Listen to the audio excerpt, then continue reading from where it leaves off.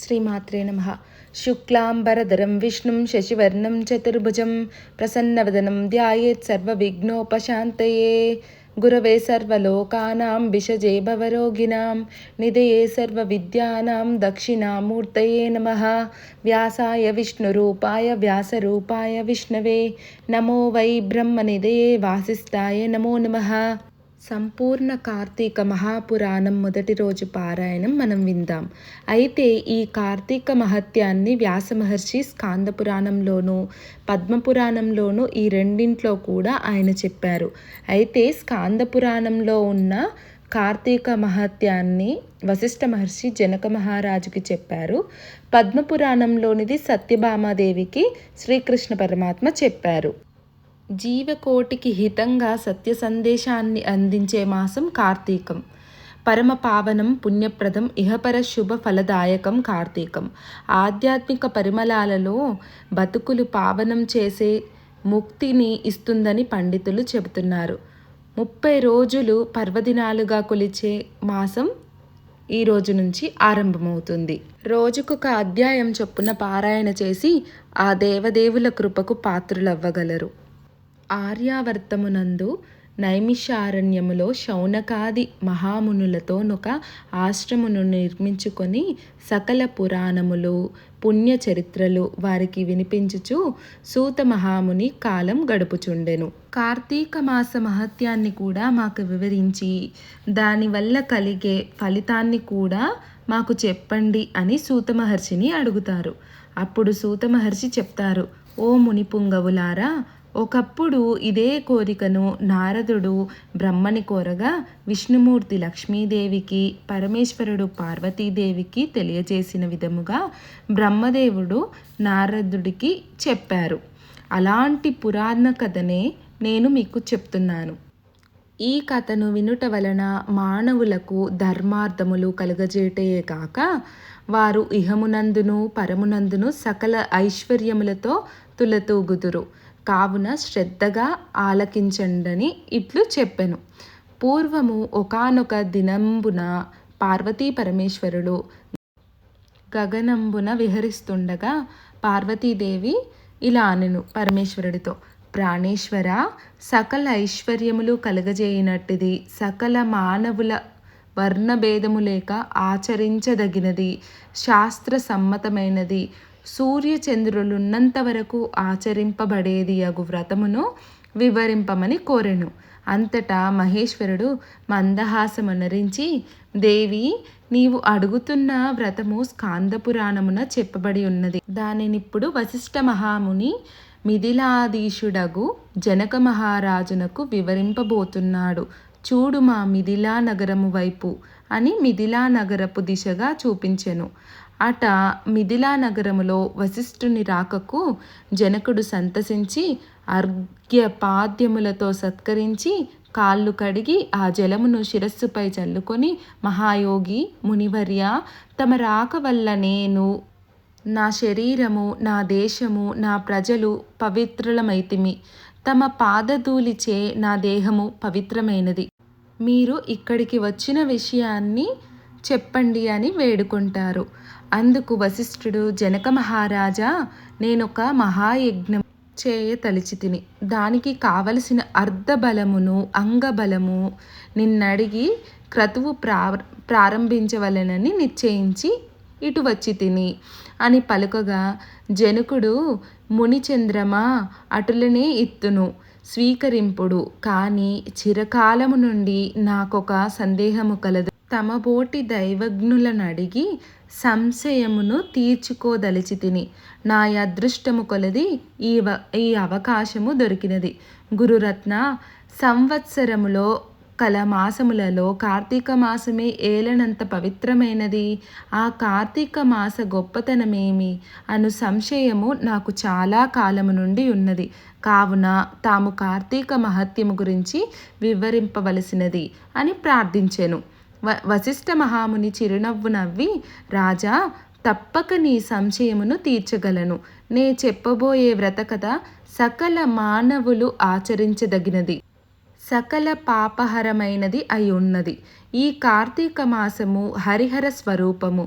ఈ మాసమునందాచరించు వ్రతము యొక్క ఫలమింతని చెప్పనలవి కాదు, వినుటకు కూడా ఆనందదాయకమైనది. అంతేగాక వినినంత మాత్రమునే ఎట్టి నరక బాధలు లేక ఇహమునందును పరమునందును సౌఖ్యమును పొందగలరు. నీబోటి సజ్జనులు ఈ కథను అడిగి తెలుసుకొనుట ఉత్తమమైనది. శ్రద్ధగా ఆలకింపమని ఇట్లు చెప్పసాగెను. ఓ మిథిలాధీశ్వర, జనక మహారాజా, ఏ మానవుడైనను ఏ వయసువాడైనను ఉచ్చ నీచ అనే భేదము లేక కార్తీక మాసములో సూర్యభగవానుడు తులారాశి యందుండగా వేకువజామున లేచి కాలకృత్యములను తీర్చుకొని స్నానమాచరించి దానధర్మములను దేవతా పూజలను చేసినచో దాని వలన అగణిత పుణ్యఫలము లభించును. కార్తీక మాస ప్రారంభము నుండి ఇట్లు చేయుచు లింగార్చన విష్ణు సహస్రనామార్చన ఆచరించుచుండవలెను.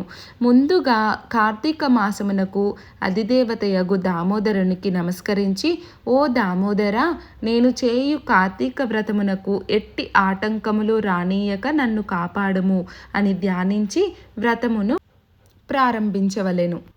ఓ రాజా, ఈ వ్రతం ఆచరించు దినములలో సూర్యోదయమునకు పూర్వమే లేచి కాలకృత్యములు తీర్చుకొని నదికి పోయి స్నానమాచరించి గంగకు, శ్రీమన్నారాయణునకు, పరమేశ్వరునకు, భైరవునకు నమస్కరించి సంకల్పము చెప్పుకొని మరలా నీట మునిగి సూర్యభగవానునకు అర్ఘ్యప్రదానమొసంగి పితృదేవతలకు క్రమ ప్రకారముగా తర్పణములొనర్చి గట్టుపై 3 దోసిళ్ళు నీళ్లు పోయవలెను. ఈ కార్తీక మాసములో పుణ్య నదులైన గంగ, గోదావరి, కృష్ణ, కావేరి, తుంగభద్ర, యమున మున్నగు నదులలో ఏ ఒక్క నదిలోనైనను స్నానమాచరించిన ఎడల గొప్ప ఫలము కలిగెను. తడిబట్టలు వీడి మడిబట్టలు కట్టుకొని శ్రీ మహావిష్ణువునకు ప్రీతికరమైన పుష్పములను తానే కోసుకువచ్చి నిత్య ధూప దీప నైవేద్యములతో భగవంతునికి పూజ చేసి గంధము తీసి భగవంతునికి సమర్పించి తాను బొట్టు పెట్టుకొని పిమ్మట అతిథి అభ్యాగతులను పూజించి వారికి ప్రసాదమిడి తన ఇంటి వద్ద కానీ దేవాలయంలో కానీ లేక రావి చెట్టు మొదట కానీ కూర్చుండి కార్తీక పురాణమును చదవవలెను. ఆ సాయంకాలము సంధ్యావందనము ఆచరించి శివాలయమందు కానీ విష్ణు ఆలయమందు కానీ లేక తులసి తోట వద్ద కానీ దీపారాధన చేసి శక్తిని బట్టి నైవేద్యమును తయారు చేయించి స్వామికి సమర్పించి అందరికీ పంచిపెట్టి తర్వాత తాను భుజించవలెను. మరునాడు మృష్టాన్నముతో భూతతృప్తి చేయవలెను. ఈ విధముగా వ్రతమాచరించిన స్త్రీ పురుషులకు పూర్వమందును ప్రస్తుత జన్మమందును చేసిన పాపము పోయి మోక్షమునకు అర్హులగుదురు. ఈ వ్రతము చేయుటకు అవకాశము లేనివారు వ్రతము చేసిన వారలను చూసి వారికి నమస్కరించినచో వారికి కూడా తత్సమాన ఫలితము దక్కును అని చెప్పారన్నమాట. జనక మహారాజా, వినినంత మాత్రము చేతనే మనోవాక్కాయముల ద్వారా చేయబడిన సర్వ పాపాలను హరింపచేసే కార్తీక మహత్యాన్ని శ్రద్ధగా వినుసుమా. అందున ఈ నెలలో శివప్రీతిగా సోమవార వ్రతము ఆచరించేవాడు తప్పనిసరిగా కైలాసాన్ని చేరుకుంటాడు. కార్తీక మాసంలో వచ్చే ఏ సోమవారము నాడైనా సరే స్నాన జపాదులను ఆచరించిన వాడు 1000 అశ్వమేధాల ఫలితాన్ని పొందుతాడు. ఈ సోమవార వ్రత విధి 6 రకాలుగా ఉంది. ఉపవాసము, ఏకభక్తము, నక్తము, అయాచితము, స్నానము, తిలదానము. ఉపవాసము శక్తి గలవారు కార్తీక సోమవారం నాడు పగలంతా అభోజనముతో గడిపి సాయంకాలమున శివాభిషేకం చేసి నక్షత్ర దర్శనానంతరము తులసి తీర్థము మాత్రమే సేవించాలి. ఏకభక్తము సాధ్యం కాని వాళ్ళు ఉదయం స్నానదాన జపాదులను యథావిధిగా చేసుకొని మధ్యాహ్నమున భోజనము చేసి రాత్రి భోజనానికి బదులు శైవ తీర్థమో తులసి తీర్థమో మాత్రమే తీసుకోవాలి. నక్తము పగలంతా ఉపవసించి రాత్రి నక్షత్ర దర్శనం తర్వాత భోజనమునకు గాని ఉపాహారమును గాని స్వీకరించాలి. అయాచితము భోజనానికై తాము ప్రయత్నించకుండా ఎవరైనా వారికి వారుగా పిలిచి పెడితే మాత్రమే భోజనం చేయడం అయాచితము. స్నానము పై వాటికి వేటికి శక్తి లేని వాళ్ళు సమంత్రక స్నాన జపాదులు చేసినప్పటికీ చాలును.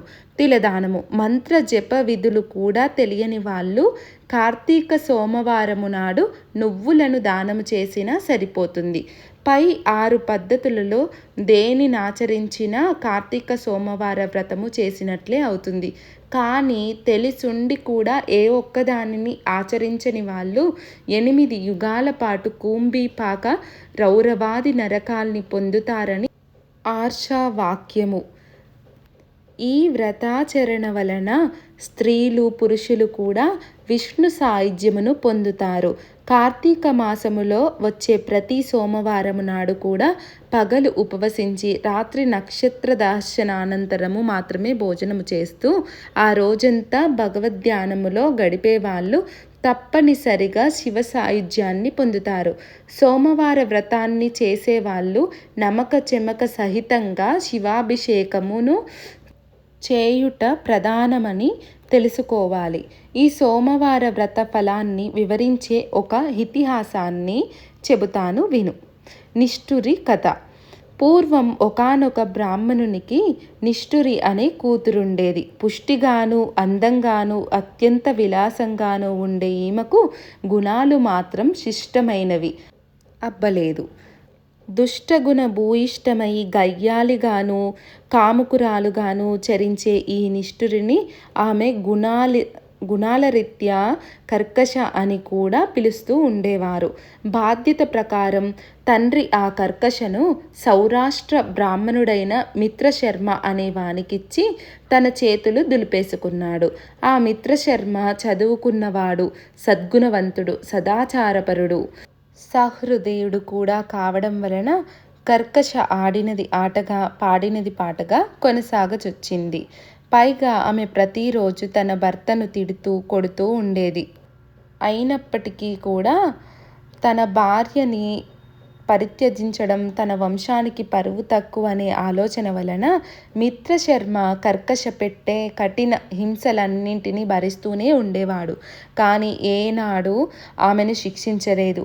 ఆమెను ఎందరో పరపురుషులతో అక్రమ సంబంధంను పెట్టుకొని భర్తను అత్తమామలను మరింత నిర్లక్ష్యంగా చూసేది. అయినా భర్త సహించాడు. కర్కశ ఒకనాటి రాత్రి నిద్రాముద్రితుడై ఉన్న భర్త శిరస్సును ఒక పెద్ద బండరాతితో మోది చంపివేసి ఆ శవాన్ని తానే మోసుకొని పోయి ఒక పాడుబడిన నూతిలోనికి విసిరివేసింది. ఇదంతా గమనించినప్పటికీ కూడా ఆమె విటుల బలం ఎక్కువ కావడం చేత అత్తమామలమేనేమీ అనలేక తామే ఇల్లు వదిలి పారిపోయారు. అంతటితో మరింత స్వతంత్రించిన కర్కశ కన్ను మిన్నుగానని కామావేశంతో అనేక మంది పురుషులతో సంపర్కము పెట్టుకొని ఎందరో సంసార స్త్రీలను కూడా తన మాటలతో భ్రమింపజేసి తన విటులకు తార్చి తద్వారా సొమ్ము చేసుకునేది. కాలం గడిచింది. దాని బలం తగ్గింది. యవ్వనం తొలగింది. శరీరంలోని రక్తం పలచబడటంతో కర్కశ జబ్బుపడింది.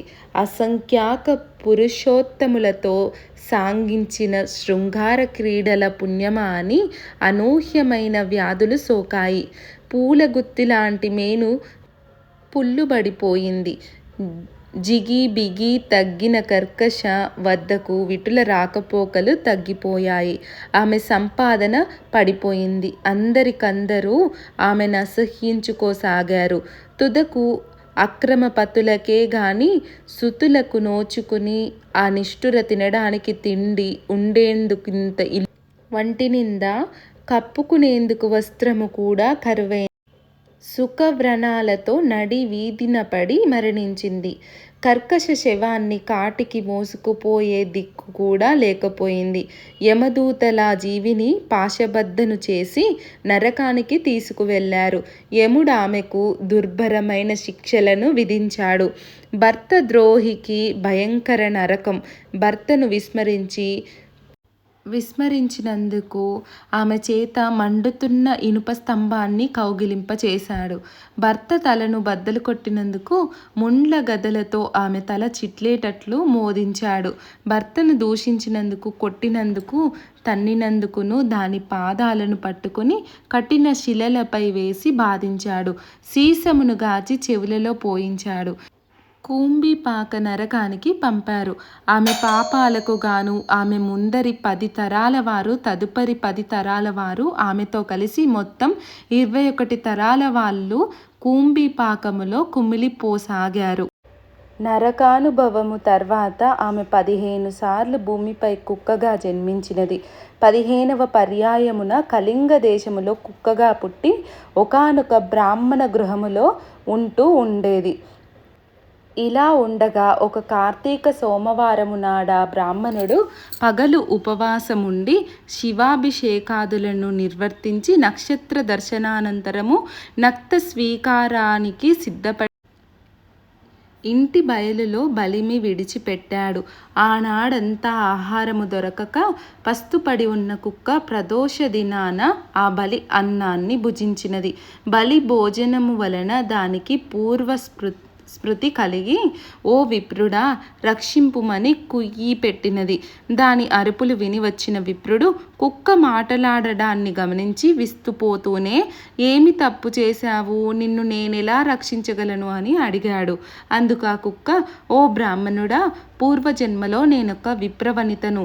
కామముతో కళ్ళు మూసుకుపోయి జారత్వానికి ఒడిగట్టి భర్త హత్యకు, వర్ణ సంకరానికి కారకురాలైనను. ఆయా పాపాలకనుగుణంగా అనేక కాలం నరకంలో చిత్రహింసలను అనుభవించి ఈ భూమిపై ఇప్పటికి 14 సార్లు కుక్కగా పుట్టాను. ఇది 15వ సారి. అటువంటిది ఇప్పుడు నాకు హఠాత్తుగా ఈ పూర్వజన్మలెందుకు గుర్తుకు వచ్చాయో అర్థం కావడం లేదు. దయచేసి విశదపరచమని కోరినది. బ్రాహ్మణుడు సర్వాన్ని జ్ఞానదృష్టి చేత తెలుసుకొని, శునకమా, ఈ కార్తీక సోమవారము నాడు ప్రదోష వేళ వరకు పస్తు పడి ఉండి నాచే విడువబడిన బలి భక్షణమును చేయుట వలననే నీకీ పూర్వజన్మ జ్ఞానము కలిగినదని చెప్పాడు.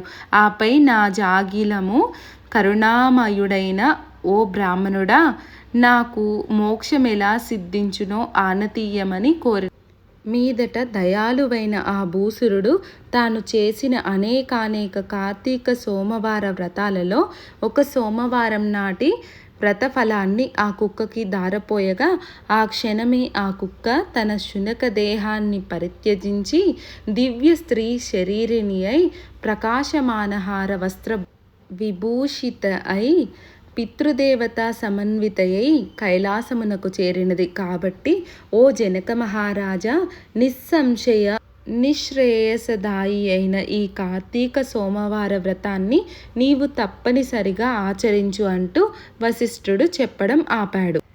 ఈ నిష్ఠురి కథ ద్వారా మనకు తెలిసింది ఏంటంటే, పాపం చేసిన వాళ్ళు ఖచ్చితంగా ఫలితాన్ని అనుభవించాలి. అలాగే 14 జన్మల తర్వాత మళ్ళీ కుక్క జన్మ ఎత్తి కార్తీక సోమవార వ్రతం యొక్క ఫలాన్ని, ప్రసాదాన్ని స్వీకరించడం ద్వారా ఆవిడ పాపం నశించింది. అందుకే మనం ఏ పని చేసినా 1కి 10 సార్లు ఆలోచించాలి. రేపు మనం 2వ రోజు కథని తెలుసుకుందాం. ఇప్పుడు పద్మపురాణంలోని కృష్ణ పరమాత్మ ఏం చెప్పాడో తెలుసుకుందాం. ఇలా సూతుడు ప్రవచించిన స్కాంద పురాణ అంతర్గత కార్తీక మహత్యాన్ని విని సంతుష్ట మనస్కులైన శౌనకాది కులపతులు సూతముని లోకోత్తర పుణ్యదాయకమైన ఈ కార్తీక పురాణం స్కాంద పురాణందే కాక పద్మపురాణంలో కూడా ఉందని విన్నాము. మా పైన కృప చూపించి ఆ విషయాలని కూడా విశదపరచవచ్చు అని ప్రార్థించారు. అప్పుడు సూతముని వాళ్ళకి చెప్తున్నారు, వైకుంఠుని లీలా వినోదాలు, మహిమలు వినేవారికి, వినిపించేవారికి పుణ్య ఫలితాలు ఇస్తాయి కానీ విసుగుని కల్పించవు అని. భక్తి భక్తి ప్రపత్తులతో మీరు వినాలి కానీ నా శక్తి అనుసారం చెప్తాను వినండి అని స్కాంద పురాణంలో జనక మహారాజుకి వశిష్ఠుల వారు ఎలా అయితే కార్తీక మహత్యాన్ని బోధించారో అదేవిధంగా పద్మపురాణంలోనూ సత్యభామాదేవికి శ్రీమన్నారాయణుడు కూడా శ్రీకృష్ణ పరమాత్మ ముఖతః ఈ కార్తీక మాస విశేషాలు అన్నీ ప్రవచించబడ్డాయి అంటూ చెప్తున్నాడు. ఒకానొక నాడు నారద మహర్షి స్వర్గం నుంచి ఒక పారిజాత సుమాన్ని తెచ్చి శ్రీకృష్ణుడికి ఇచ్చి నీకు అత్యంత ప్రియమైన ఆమెకు ఇవ్వు అని చెప్పి కోరుతాడు. ఆ సమయానికి రుక్మిణీదేవి అక్కడే ఉంది. శ్రీకృష్ణ పరమాత్మ ఆ పారిజాతాన్ని రుక్మిణీదేవికి ఇస్తాడు. ఈ సంగతి తెలిసిన సత్యభామ అలిగి ప్రియమైన భార్యకి ఇవ్వమంటే తనకి ఇవ్వాలి కానీ రుక్మిణీదేవికి ఇవ్వడం ఏంటి అని కోపగించుకుంటుంది. కృష్ణుడు సత్యభామకి ఎంత నచ్చజెప్పినా వినిపించుకోలేదు. పారిజాత వృక్షాన్ని తెచ్చి తన పెరటిలో పాదుగొలిపే వరకు ఊరుకునేది లేదు అని చెప్తుంది. తక్షణమే సత్యభామ సమేతంగా గరుత్మంతుణ్ణి అధిరోహించి అమరావతి నగరంలోకి వెళ్తారు. స్వర్గ సంపదలు భూలోకంలోకి పంపించడానికి దేవేంద్రుడు అంగీకరించలేదు. దాని ఫలితంగా అక్కడ యుద్ధం జరుగుతుంది. అక్కడ గోలోకంలోని గోవులకి గరుత్మంతుడికి భీషణమైన సంగ్రామం కూడా జరుగుతుంది. ఆ సమయంలో వైనతేయుడు గోవులని కొట్టడం వల్ల గోవుల యొక్క చెవులు తోకలు తెగి రక్తధారలతో సహా భూమిపై పడ్డాయి. వాటిలో తోకల వలన గొబ్బి చెట్లు, చెవుల వలన ఈ చీకటి చెట్లు, రక్తం నుంచి మోహాది వృక్షాలు ఆవిర్భవించాయి. మోక్షాన్ని కోరుకునేవారు ఈ 3 చెట్లకి దూరంగా ఉండాలి, ముట్టుకోకూడదు. అదేవిధంగా తమ కొమ్ములతో కొట్టినందువలన ఆ పక్షిరాజు యొక్క 3 రెక్కలు నేలరాలాయి. వాటి నుంచి నెమళ్ళు, బంగారు పిచ్చుకలు, చక్రవాకాలు అనే 3 రకాల పక్షులు జన్మించాయి. ఇవి 3 శుభప్రదమైనవి. గరుడ దర్శనం వల్ల మానవుడు ఏ శుభాలనైతే అలాంటి సర్వశ్రేయస్సులను కూడా పైన చెప్పిన పక్షిత్రయాన్ని చూసినంత మాత్రం చేతనే పొందగలుగుతారు. చివరికి ఆ తగువులలో దేవేంద్రుడు తగ్గి సవినయపూర్వకంగా ఆ పారిజాత చెట్టును శ్రీకృష్ణ పరమాత్మకి అర్పించుకున్నాడు. అప్పుడు శ్రీకృష్ణ పరమాత్మ తెచ్చి సత్యభామాదేవి నివాసంలో ప్రతిష్ఠిస్తాడు. ఎంతో ఆనందం పొందిన సత్యభామాదేవి శ్రీకృష్ణ పరమాత్మని అడుగుతుంది, స్వామి, నేను ఎంతో ధన్యురాలిని. నీకు ఎంతో ప్రియమైన వాళ్ళు ఉన్నా నేనే నీకు అత్యంత ప్రియమైన దానిని కావడం నా జన్మ ధన్యం. అసలు నీ అంతటి వాడికి భార్యను కావాలి అంటే ఏదో ఒక రహస్యం ఉండాలి కదా అని ఒకసారి చెప్పండి స్వామి అని అడుగుతుంది. అప్పుడు కృష్ణ పరమాత్మ చెప్తాడు, నువ్వు నన్ను కోరరానిది కోరినా, చెప్పరానిది అడిగినా, ఇవ్వరానిది ఆశించినా కూడా నీ సమస్త వాంఛలను నెరవేర్చి సంతృప్తిరాలను చేయడమే నా విధి. అందుకు కారణం నీ పూర్వజన్మే అంటూ స్వామి ఇలా చెప్తున్నారు. సత్యభామ పూర్వజన్మం. కృతయుగంలో మాయా అనే నగరంలో దేవశర్మ అనే వేద పండితుడు ఉండేవాడు. అతనికి లేక కలిగిన ఒకే ఒక ఆడబిడ్డ గుణవతి. గుణవతి అల్లారు ముద్దుగా పెరుగుతుంది. దేవశర్మ తన శిష్య పరంపరలోని వాడైన చంద్రుడు అనేవాడికి ఇచ్చి పెళ్లి చేస్తారు. దేవశర్మ తన అల్లుడిని వెంట పెట్టుకొని అడవికి వెళ్తారు దర్భలు సమిదలు తెచ్చుకోవడానికి. అక్కడ ఒక రాక్షసుడి చేత హతమార్చబడతారు. 2 బ్రాహ్మణులు ధర్మాత్ములు నిత్యము సూర్యుడిని ఉపాసించేవారు. అలాంటి వారు అవడం వల్ల విష్ణుమూర్తి ఏం చెప్తారు అంటే, మామ అల్లులని తమ వైకుంఠానికే తీసుకొని రమ్మని తన పార్షాదులను పంపిస్తారు. పార్షాదులు ప్రభువు ఆజ్ఞని పాటించి సూర్య తేజ అసమాన కాంతులతో ఆ ఇరువురు వైకుంఠాన్ని చేరి విష్ణువు సారూప్యాన్ని పొంది విష్ణువులోనే ఉండసాగాయి. ఇది పద్మపురాణంలోని మొదటి అధ్యాయం. రేపు స్కాంద పురాణంలోని 2వ రోజు పారాయణము, పద్మపురాణంలోని 2వ రోజు పారాయణము తెలుసుకుందాము. సర్వే జనా సుఖినో భవంతు.